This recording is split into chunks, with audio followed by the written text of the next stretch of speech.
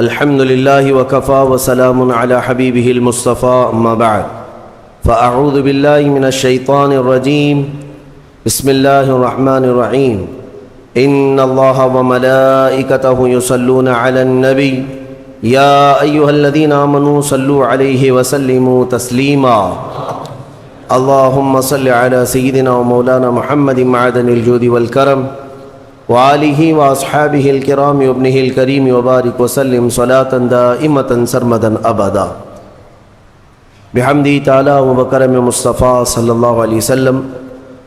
آج کی شب قرآن عظیم کے 8.5 پارے مکمل ہو چکے۔ اللہ عز و جل مکمل قرآن عظیم کو صحیح تجوید سے پڑھنے اور آپ سب کو سماعت کرنے کی توفیق عطا فرمائے۔ سورہ اعراف آج تلاوت ہوئی ہے اور سورہ انعام کا کچھ حصہ۔ 8ویں پارے میں جو خاص سورہ اعراف میں ذکر آیا ہے وہ انسان کی تخلیق کا ذکر، یعنی سب سے پہلے اللہ تبارک و تعالیٰ نے انسان کو جو بنایا، یعنی سیدنا آدم علیہ السلام کو، اس کا ذکر آیا ہے۔ اللہ تبارک و تعالیٰ نے فرمایا قرآن میں وَلَقَدْ خَلَقْنَاكُمْ ثُمَّ صَوَّرْنَاكُمْ، ہم نے تمہیں پیدا کیا اور پھر اچھی صورت بھی دی، اور صرف پیدا کر کے اچھی صورت ہی نہیں دیا بلکہ قرآن میں مولا فرماتا ہے ثُمَّ قُلْنَا لِلْمَلَائِكَةِ اسْجُدُوا لِآدَمَ، پھر ہم نے فرشتوں سے کہا کہ تم آدم کو سجدہ کرو۔ یہ تخلیق کی جو ابتدا ہے، اس کے متعلق جو روایات ملتی ہیں تفاسیر میں، چند باتیں میں عرض کرتا ہوں۔ آدم علیہ الصلاۃ والتسلیم کو جب پیدا کرنا اللہ تبارک و تعالیٰ نے ارادہ فرمایا تو فرشتوں سے فرمایا، فرشتوں سے یوں کہا کہ میں زمین میں اپنا ایک نائب بنانا چاہتا ہوں، اپنا خلیفہ۔ اب اندازہ کریں انسان کو اللہ نے اپنا خلیفہ فرمایا۔ نائب کس بات کا؟ خلیفہ کیا ہوتا ہے؟ یعنی اللہ تبارک و تعالیٰ کے احکام کو زمین پر نافذ کرنے والا، اسی کو خلیفہ کہیں گے۔ خلیفہ کا مطلب وہ مت سمجھو آپ جو پیر صاحب کے خلیفہ ہوتے ہیں۔ اللہ تبارک و تعالیٰ کی رضا کے مطابق اس زمین پر زندگی گزارنے والا اور احکام الہیہ کو ہی نافذ کرنے والا وہ خلیفہ ہے زمین پر۔ تو فرشتوں سے جب اللہ نے یہ فرمایا تو فرشتوں نے کہا کہ اے رب، تو ایسے کو اپنا خلیفہ بنائے گا جو زمین میں جانے کے بعد قتل و غارت کرے گا، خون ریزیاں کرے گا، فساد کرے گا؟ ہم تو تیری اچھی تسبیح کرتے ہیں، ہم تیری پاکی بولتے ہیں، تیری عبادت تو ہم پوری کرتے ہیں، تو انسان کو اپنا نائب اور خلیفہ کیسے بنائے گا؟ رب تبارک و تعالیٰ نے فرمایا انی اعلم ما لا تعلمون، جو میں جانتا ہوں وہ تم نہیں جانتے۔ یہاں سے کچھ باتیں سمجھ میں آتی ہیں۔ فرشتوں کو کیسے پتا تھا کہ زمین پہ جانے کے بعد یہ خون ریزی کرے گا، فساد کرے گا؟ لوگ تو رسول کے علم غیب کا انکار کرتے ہیں، وہ تو فرشتوں کی بات ہے۔ ابھی انسان کو بنایا بھی نہیں ہے، زمین پہ بھیجا بھی نہیں ہے، اس سے پہلے ہی فرشتے کہہ رہے ہیں کہ ایسے کو تو خلیفہ بنائے گا جو زمین میں جانے کے بعد فساد مچائے گا، قتل و خون ریزی کرے گا۔ صاف الفاظ ہیں قرآن پاک۔ میرے عزیزو، فرشتوں نے جنات کے حالات کو دیکھا تھا۔ پہلے جنات بنائے گئے تھے، زمین پر بھیجے گئے تھے، انہوں نے خوب فساد مچایا، یہاں خوب قتل خون ریزیاں کیں، پھر زمین سے انہیں جزیروں کی طرف بھگایا گیا۔ تو تفسیر میں کہا گیا ان واقعات کو دیکھ کر شاید فرشتوں نے عرض کیا ہو، اور بعض نے فرمایا اتنا غیب کا علم تو اللہ نے فرشتوں کو بھی دیا کہ انسان کی وہ فطرت سے واقف تھے، اس لیے انہوں نے یوں کہا۔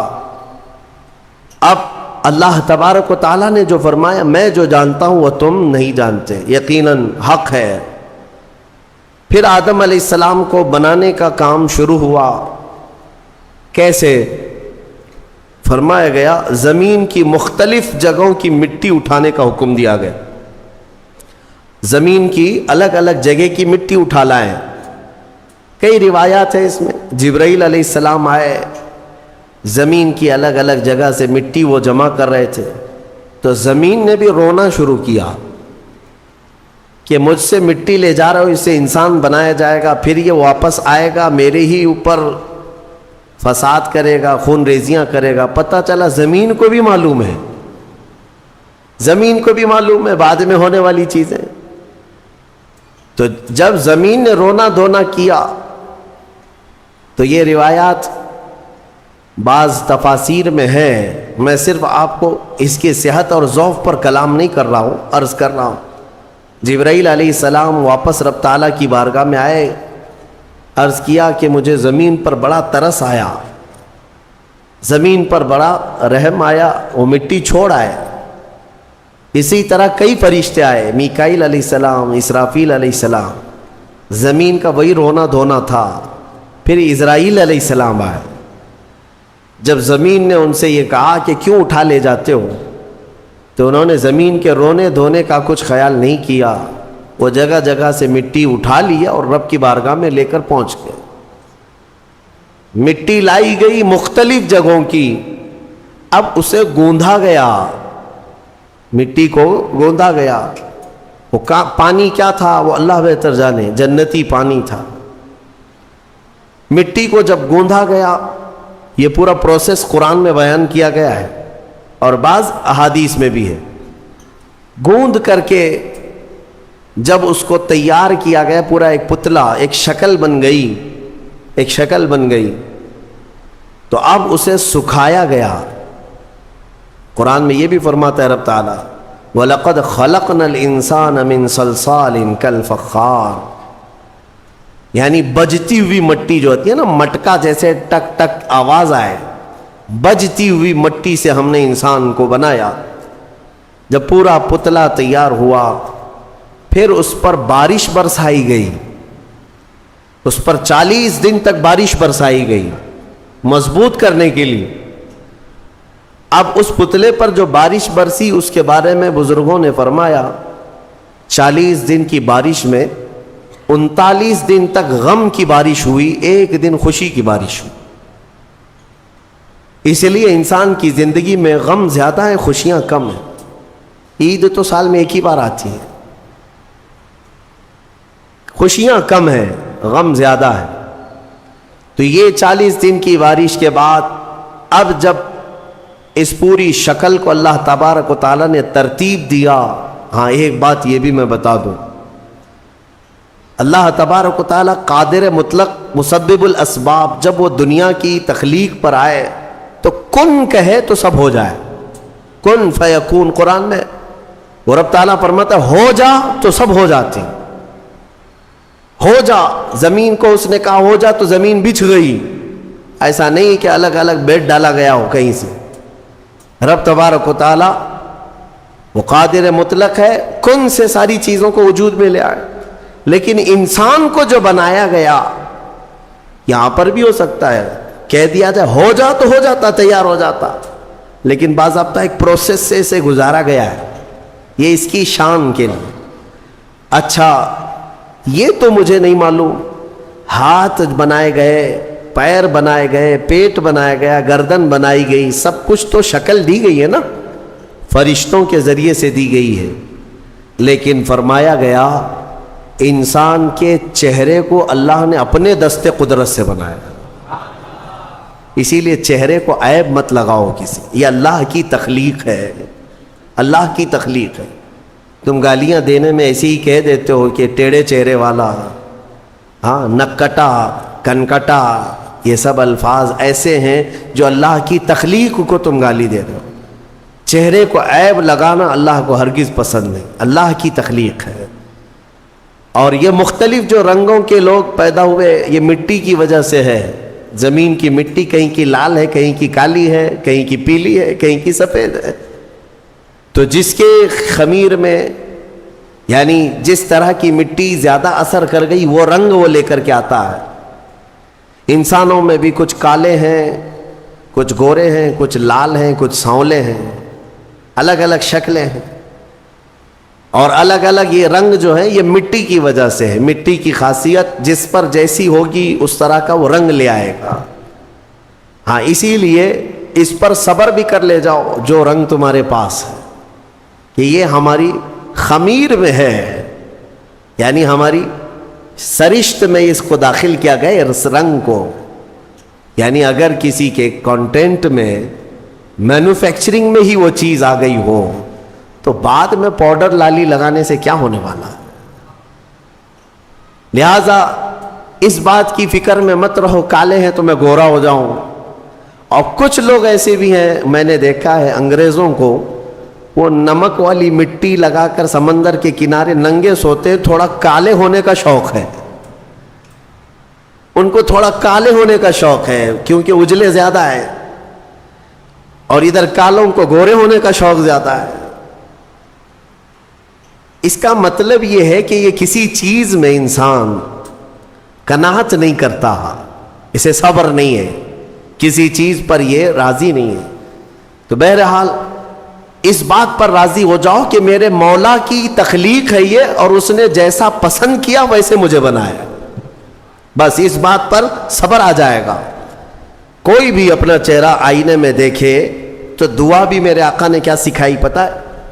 دعا بھی چاہے کالے آدمی ہو گورے آدمی ہو کسی بھی طرح کے ہو، ایک ہی دعا حضور نے تعلیم دی، ایک ہی دعا.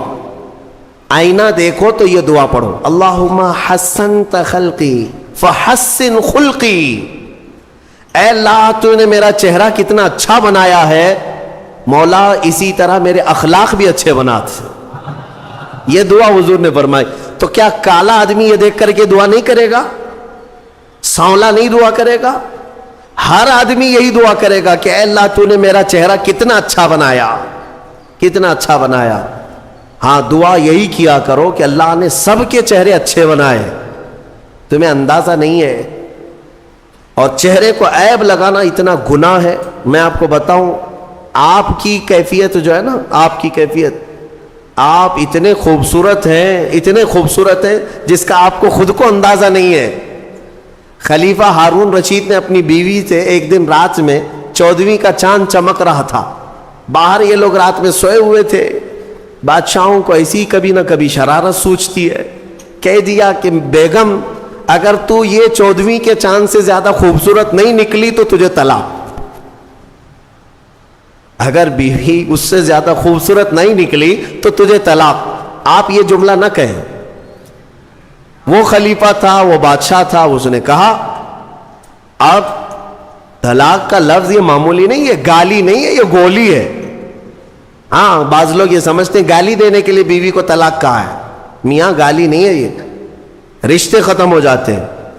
دوسرے دن یہ مسئلہ اٹھا، ملکہ نے، بیگم نے مسئلہ رکھا کہ آخر میری طلاق ہوئی یا پھر میں نکاح میں ہوں. یہ کیسے پتا چلے گا کہ میں چاند سے زیادہ خوبصورت ہوں کہ نہیں؟ یہ کون بتائے گا؟ تو بہت سارے علماء اس بحث میں مشغول ہو گئے، سبوں کو عاجزی آ گئی. بڑے فقیہ تھے اس زمانے میں، ایک بہت بڑے فقیہ، ان کے پاس جب یہ مسئلہ پہنچا، غالباً امام شافعی رحمۃ اللہ، تو ان کے پاس یہ مسئلہ پہنچا تو یہ جو بڑے فقیہ تھے انہوں نے پوچھا کہ کیا مسئلہ ہے؟ کہا کہ ایسے ایسے خلیفہ ہارون رشید نے کہا ہے. تو انہوں نے پورا مسئلہ سننے کے بعد کہا جاؤ طلاق نہیں ہوئی. کہا وہ کیسے؟ کہا اس لیے کہ زبیدہ ہی نہیں، بہت سارے لوگ چاند سے زیادہ خوبصورت ہیں. کیوں؟ کہا قرآن میں اللہ نے فرمایا لَقَدْ خَلَقْنَا الْإِنسَانَ فِي أَحْسَنِ تَقْوِيمٍ، ہم نے انسان کو سب سے اعلیٰ صورت میں پیدا کیا ہے. سب سے اعلیٰ کا مطلب وہ چاند سے بھی اعلیٰ، چاند سے بھی حسین پیدا کیا ہے. تو ہر انسان کو اللہ تعالیٰ نے چاند سے بھی زیادہ اعلیٰ صورت عطا کیا ہے. لہذا چہروں کو عیب لگانا چھوڑ دو اور اللہ تبارک و تعالیٰ کی رضا پر راضی رہو. چہرے کی تخلیق کس نے کیا؟ وقت سے باقی پورے انسان کی تخلیق اللہ نے کیا، لیکن خاص چہرے کو اللہ نے اپنے دستے قدرت سے بنایا. اب آگے کی بات سنیں. پورا انسان تیار ہوا، اس میں روح پھونکی جانی تھی، اس انسان کو بولتا ہوا چلتا ہوا اور روح والا بنانا تھا. تو فرمایا گیا کہ ان کے پیشانی پر ان کی ناک سے روح کو ڈالا گیا. روح کیا چیز ہے؟ روح کو دیکھا آپ نے؟ روح کو دیکھا ہے؟ ہاں، اس مسئلے میں تو ساری دنیا آج بھی پریشان ہے. قرآن میں بھی یہ سوال کیا ہے، صحابہ نے آ کر سوال کیا تھا اور اللہ نے جواب بھی دیا. آج دوسری قوموں والے بھی اس بات کو مانتے ہیں کہ آتما ایک نراکار ہوتی ہے، یعنی دکھتی نہیں ہے، روح دکھتی نہیں ہے، لیکن ہے کیا چیز ہے؟ تو رب تبارک و تعالیٰ نے فرمایا یسألونک عن الروح قل الروح من امر ربی. اے محبوب، آپ سے لوگ روح کے بارے میں سوال کرتے ہیں، آپ فرما دیں روح اللہ کا ایک حکم ہے، یہ نور ہے.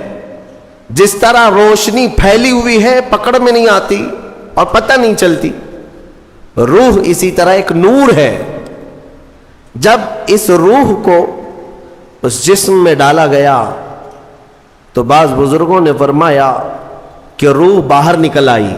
کہا کہ اندر بہت اندھیرا ہے، اندر مٹی کا بنا ہوا انسان، اندھیرا بہت ہے. روح نور ہے، مٹی میں اندر اندھیرا ہے. تو پھر دوبارہ ڈالا گیا، پھر وہ روح قرار نہیں پائی، باہر نکل آئی. تو مفسرین فرماتے ہیں پھر آدم علیہ السلام کی پیشانی پر نور محمدی کو رکھا گیا. اللہ تعالیٰ نے اپنے حبیب پاک صلی اللہ علیہ وسلم کے نور کو آدم علیہ السلام کی پیشانی میں ودیعت فرمایا، پھر روح کو ڈالا گیا. اب روح جا کر جسم میں قرار پائی اور پھر آدم علیہ السلام کو سب سے پہلے ایک چھینک آئی، اور چھینک آتے ہی سب سے پہلے آپ کی زبان سے ایک جملہ نکلا الحمدللہ. یہ انسان کی زبان سے نکلنے والا سب سے پہلا لفظ ہے. کیا ہے؟ الحمد. آج بھی چھینکتے ہیں تو ہم کیا کہتے ہیں؟ یہ آدم علیہ السلام کی زبان سے نکلنے والا پہلا جملہ. لیکن کمال تو دیکھیں، رب تعالیٰ نے اپنا آخری کلام قرآن اپنے حبیب پر اتارا بھی ہے تو اس کی ابتدا بھی کہاں سے فرمایا؟ الحمدللہ رب العالمین. قرآن کی ابتدا کہاں سے ہے؟ الحمدللہ سے. تو انسان کو یہ بتانا ہے کہ اے بندے، تیری جو اصل ابتدا ہے وہ الحمدللہ سے ہے، جہاں قرآن ابتدا کر رہا ہے، اور قرآن کے ساتھ رہے گا تو حقیقی زندگی پائے گا. اب آدم علیہ السلام جب بیدار ہوئے تو اب سنیے اللہ تعالیٰ نے کیا کیا. رب تبارک و تعالیٰ ان کے سامنے دنیا کی ساری چیزوں کو پیش کیا، جو جو ہونے والی تھی یا جو کچھ بھی، سب کے نام سکھا دیے. وعلم آدم الاسماء کلہا، سب چیزوں کے نام آدم علیہ السلام کو سکھا دیے. درخت، پودا، پھل پھول، زمین آسمان، چاند تارے، سمندر، مچھلیاں، جنات، انسان، ہر ایک چیز کا نام، جو بھی دنیا میں چیزیں ہیں سب کے نام آدم علیہ السلام کو سکھا دیے. اب اس میں کیا کیا چیزیں ہیں، سب چیزیں کا مطلب کیا ہے؟ سب آ گیا نا. ہمارے بھی نام سکھائے ہوں گے اللہ نے، تمہارے بھی نام سکھایا. اب مسئلہ یہ تھا کہ فرشتے جو پوچھ رہے تھے نا ایسے کو کیوں خلیفہ بنائے گا، اب فرشتوں کو اللہ نے بلایا، آؤ. پھر یہ دنیا کی چیزوں کو فرشتوں کے سامنے پیش کیا گیا، بتاؤ اس کا نام کیا ہے، اس کا نام کیا ہے. نئی نئی چیزیں فرشتوں کے سامنے پیش کی گئیں تو فرشتے کہنے لگے قالوا لا علم لنا الا ما علمتنا، مولا ہم کو تو اتنا ہی معلوم جتنا تو نے سکھایا، یہ سب چیزوں کا تو علم نہیں ہے، ہمیں پتہ نہیں ہے. تو پھر آدم علیہ السلام سے کہا گیا آدم تم بتاؤ، انبئہم باسمائہم، آدم ان کو یہ سب چیزوں کے نام بتاؤ. آدم علیہ السلام نے ناموں کی ابتدا جو کی، حدیث میں ہے، موجود ہے تفسیر میں، ساری دنیا کی چیزوں کے نام آدم علیہ السلام نے فرشتوں کے سامنے بتا دیے. جب ساری چیزوں کے نام بتا دیے تب فرشتوں کو حکم ہوا اب آدم کو سجدہ کرو. آدم علیہ السلام کے سامنے سارے فرشتے جھک گئے، سجدے میں چلے گئے. لیکن ایک بات بتا دوں، یہ سجدہ تعظیم کا تھا، عبادت کا نہیں. عبادت کا سجدہ کس کے لیے ہے؟ صرف اللہ کے لیے. سنی جانتے ہیں الحمدللہ اللہ کے علاوہ کسی کو سجدہ جائز ہے؟ نہیں جائز, صرف سجدہ اللہ کا ہے. لیکن آدم علیہ السلام کو جو سجدہ کرایا گیا تھا وہ تعظیم کا سجدہ تھا, ان کے علم کی تعظیم. اب حکم جو ہوا ہے وہی قرآن میں آج ہم نے پڑھا ہے. اللہ نے فرمایا سب کے سب سجدہ کرو, سب سجدے میں چلے گئے. پتہ ہے ایک تھا ابلیس جو غرور کی وجہ سے سجدہ نہیں کیا, کھڑا رہا. ابلیس کون ہے؟ یہ شیطان جس کا نام عزازیل. یہ کون ہے؟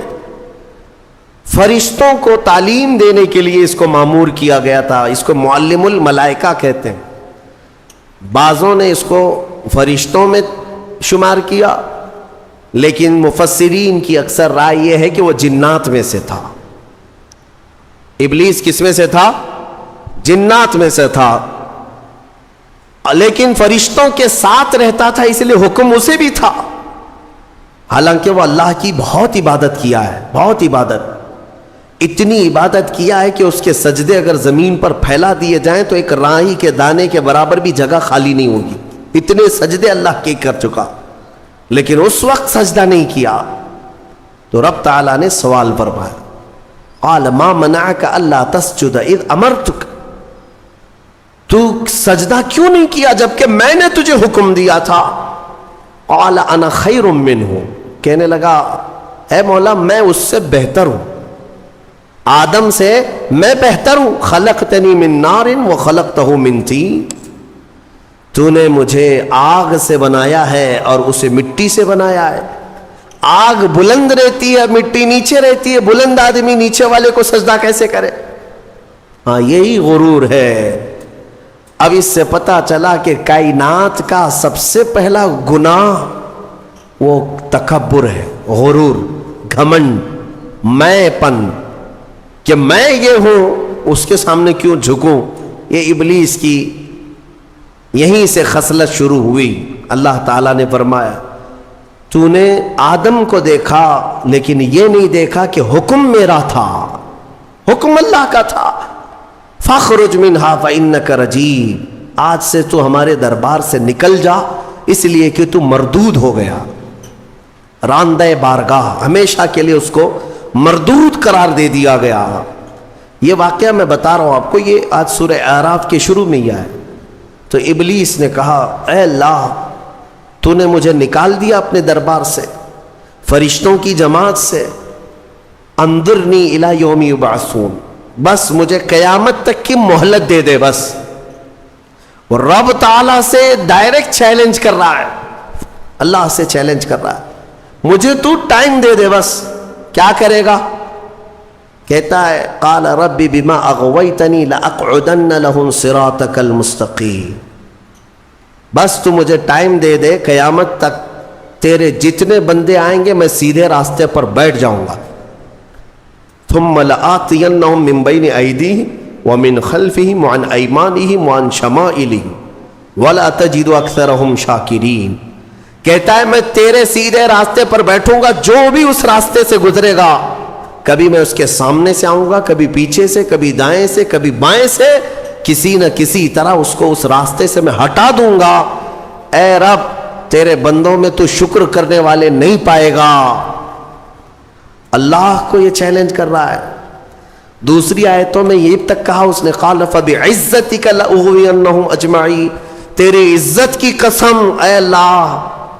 عزت اس کو بھی معلوم ہے اللہ تعالی, اور قسم بھی اللہ کی عزت کی کھا کر کہہ رہا تیری عزت کی قسم میں تیرے سارے بندوں کو گمراہ کروں گا, سارے بندوں کو گمراہ کروں گا.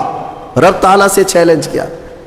رب نے فرمایا قال انک من المنظرین, جا تجھے ٹائم دیا جاتا ہے, مہلت ہے تجھے, جتنا ٹائم چاہیے پورا لے لے.